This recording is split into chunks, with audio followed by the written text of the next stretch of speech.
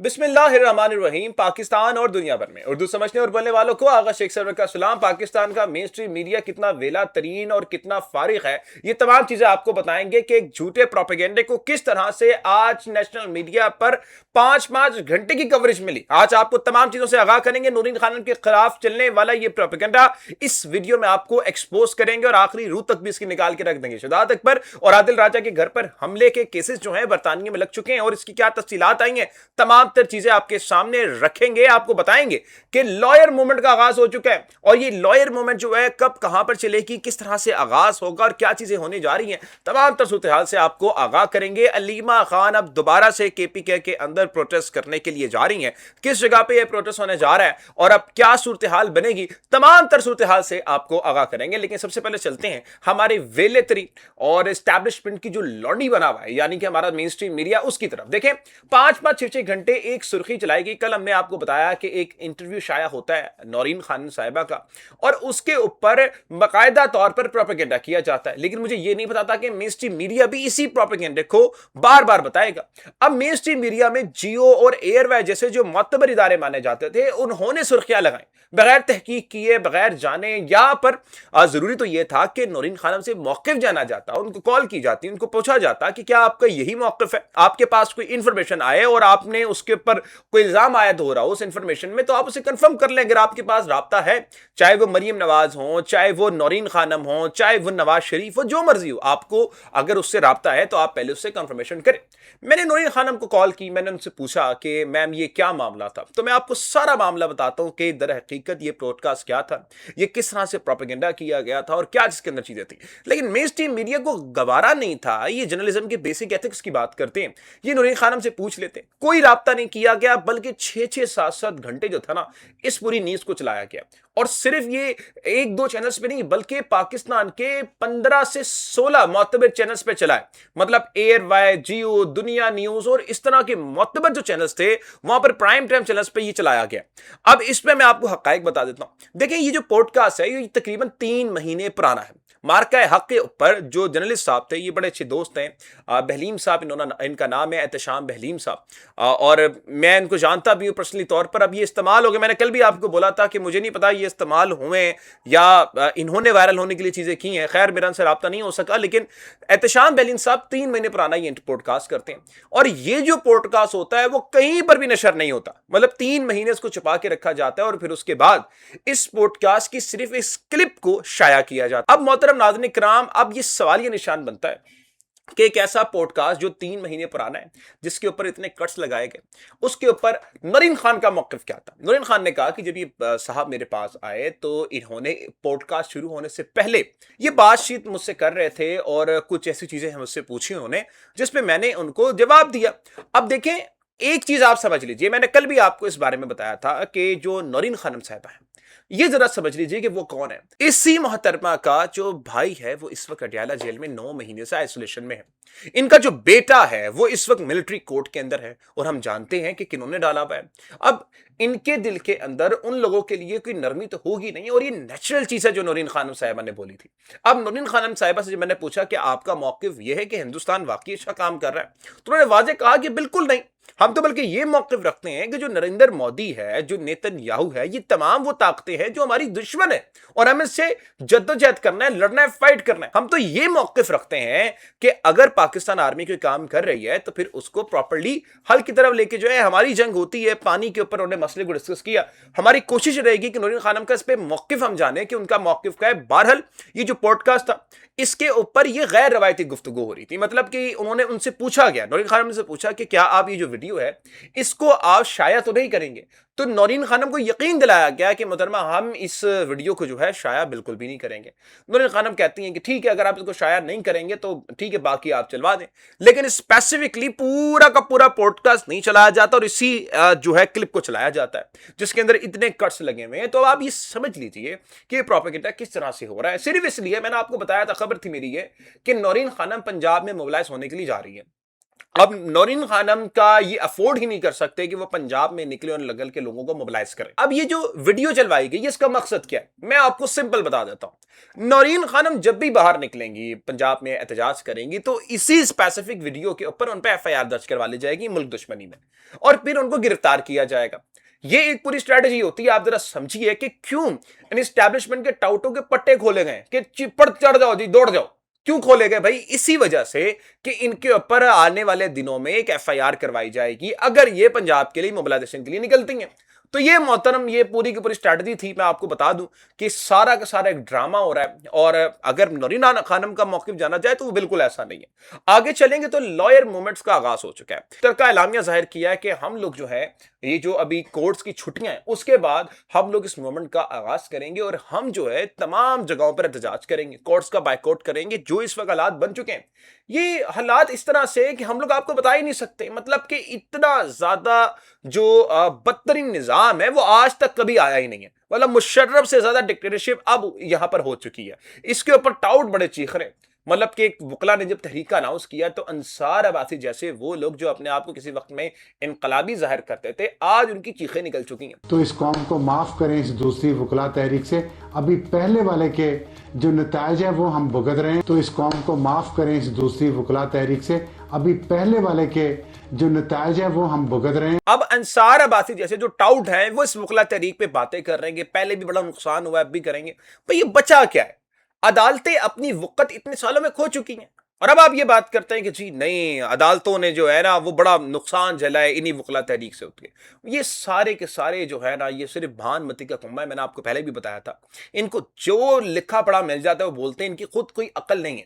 अब वकला ने ये प्लान कर लिया है कि हम इन छुट्टियों के बाद तमाम वकला को इकट्ठा करेंगे, कोर्ट्स का बैकआउट करेंगे, और एक मुनज़्ज़म तरीके से हम लोग जो है वकला तहरीक का आगाज करेंगे, लॉयर मूवमेंट का आगाज करेंगे, जो पाकिस्तान में अदलिया का गला घोंट दिया। इतना डिक्टेट निजाम कभी पाकिस्तान में नहीं आया। एक जनरल, एक जनरल, एक जनरल, एक जनरल, एक जनरल।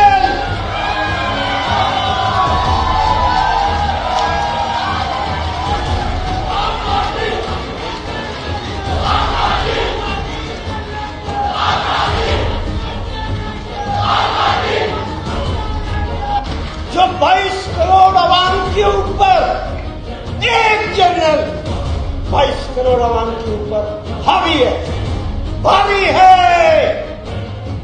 क्या तो उस जनरल को नीचे आना पड़ेगा या लोगों को ऊपर जाना पड़ेगा? दो ही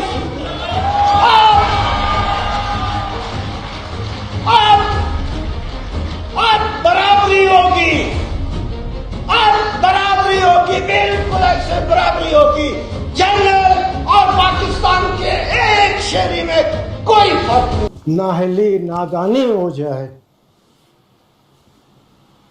अपने इस रोल को पूरा करते हुए उसमें अल्लाह ताला से मैं माफ़ी मांगता हूँ और उसकी पनाह मांगता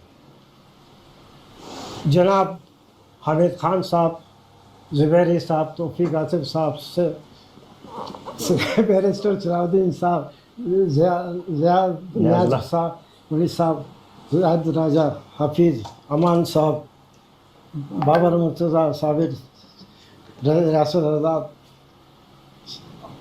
और सारे साथी। लफ्ज़ मैं इस्तेमाल करता हूँ कभी कभी, जत्ती सत्ती सियासी वर्कर था और आज भी हूँ। बलूचिस्तान में उस ज़माने की जो बहुत ताकतवर सियासी जमात थी, पॉलिटिकल पार्टी थी, मैं उसका उन हालात में जब एक जमहूरी हुकूमत को निकाल बाहर किया, बाकी सब कोई अंडरग्राउंड चले गए, कोई अफ़गानिस्तान निकल गया, कोई पहाड़ों पे निकल गया, तो मैं वो जितनी बची कुची सियासी वर्करों की ताकत थी, वहाँ से पता चला मुझे कि मैं एक वाकई एक सियासी वर्कर हूँ और मैं काम कर सकता हूँ। उसके बाद जब मैं बाहर पॉलिटिक्स में आया, जिसने बहुत बहुत मुझे इज्जत दी, एहतराम दिया, नाम दिया, अब कुछ नहीं है। उस ज़माने में हामिद खान साहब हमारे लीडर थे, बुकला के लीडर थे। उस ज़माने में कोई जर्नली ग्रुप टाइप के लोग नहीं थे, सिर्फ हामिद खान था। तो मैं, हमारे बलूचिस्तान के साथी शकील साहब, ताहिर शाह साहब, बादल काकड़ साहब, बादल काकड़ उससे थोड़ा जूनियर था मगर था, वो भी जट्टी सच्ची सियासी वर्कर था। तो वो हम सब खान साहब के साथ थे। तो उस वक्त से जब खान साहब के साथ सफ़र शुरू किया, जितनी भी ताकत थी, जोश था, बलबला था, वो लीडर था, हम उसके फॉलोअर। जब उन्होंने हुक्म किया, जब उन्होंने रास्ता बताया, जब उन्होंने कहा आगे बढ़ने का वक्त है, ये सामने बैठे हैं, कोई कोताही नहीं। आज खुदा गवाह के मुझे अफसोस हो रहा है, अफसोस हो रहा है, दिल की गहराइयों से कहता हूं कि आज उस आदमी ने जो बुकला का एक बहुत कई दहाइयों से, डिकेड से बुकला का एक मुत्तफिका एक लीडर है, आज भी लीडर है। जैसे साथियों ने कहा ये बार हमारे साथ है, ये बार हमारे साथ है, इधर इधर, ये इसकी वजह से आज उनकी रजा से, कंसेंट से, जुबैरी साहब के और सारे साथियों के। मोहतरम नाज़रीन किराम, आगे चलें तो शहजाद अकबर और आदिल राजा की जो उन पे कातलाना हमले करवाए गए थे, उसके खिलाफ जो है आज जो ब्रिटिश अदालत है उसमें से कुछ फैसले आए, वो आपके सामने रखेंगे। आदिल राजा के घर पर आग लगाने की कोशिश की गई थी और शहजाद अकबर पर 2 मरतबा हमले किए गए थे। पहले उन पर एसिड अटैक किया गया था जिसपे उनको वो बचत हुई, बाल बाल वो बचे, और दूसरा हमला उनके घर को भी जलाने की कोशिश की गई थी। देखें, ब्रिटिश क्राउन प्रोसिक्यूशन जो है उसने ये बताया है कि जो इस पूरे केस में हमने देखा है, किसी केस पे भी जो गैर मुल्की, आप कह लें कि आप कोई भी एजेंडा नजर नहीं आता इनके ऊपर हमले का, और जो प्रोसिक्यूशन है उसने कई बातें दोहराई। अब इसमें वो बताते हैं कि जी दिसंबर 2025 और जनवरी 2026 को दोनों घरों पर हमला हुआ और इनके जान और माल की जो है इस पे जो है हमला किया गया। मैंने आपको बताया शहजाद अकबर पे 2 बार ये हमले किए गए, आदिल राजा के घर तक को जलाने की कोशिश की गई। यहीं पर उन्होंने बताया कि जो ये तमाम लोग थे ये किराए के गुंडे थे जो पैसे लेकर कोई ना कोई काम किया करते थे। अब जब इन दोनों पे हमला हुआ और सेम इसी पैटर्न में हुआ, आपको पता है कि वो किस तरह की वीडियोस बनाते हैं, हम भी बाज़ दफ़ा पे इख्तलाफ करते थे, तो दोनों शख्सियत किन के बारे में बनाते हैं और ये किराए के गुंडे जब भेजे गए वो किस लिए भेजे गए होंगे, ये मैं आपके ऊपर फैसला छोड़ता हूं। अब दूसरी चीज, यहां पर जज ने एक सवाल पूछा। जज साहब कहते हैं कि जज ने पूछा कि नेशनल सिक्योरिटी एक्ट का हिस्सा इसलिए खत्म किया गया क्योंकि मुल्जिमान को मालूम ही नहीं था कि वो किसी गैर मुल्की ताकत के लिए काम कर रहे हैं। तो प्रोसिक्यूशन ने कहा कि प्रॉबली हो सकता है इसकी वजह ये हो। अब इनमें बताया जा रहा है कि जो 8 मुल्जिमान थे जिनके नाम बताए गए थे, शहजाद अकबर और आदिल राजा ने, और ये सेम ही लोग थे जो एक ही पैटर्न में काम कर रहे थे, जिनमें से 6 को गिरफ्तार कर लिया गया। अब इनके नाम मैं आपके सामने रख देता हूं। इनमें से इन मुल्जिमान के नाम जो हैं वो हैं Louis Regan, Mark Regan, Carl Blackbird, लैंड मर्क्यू और कार्ल मैकले। इनमें से एक जो शख्स है यानी कि डेलन मार्केट, जिसने शहजाद अकबर के घर पर हमला किया और उन पर एसिड फेंकने की कोशिश की थी, वो ये मुल्जिम था।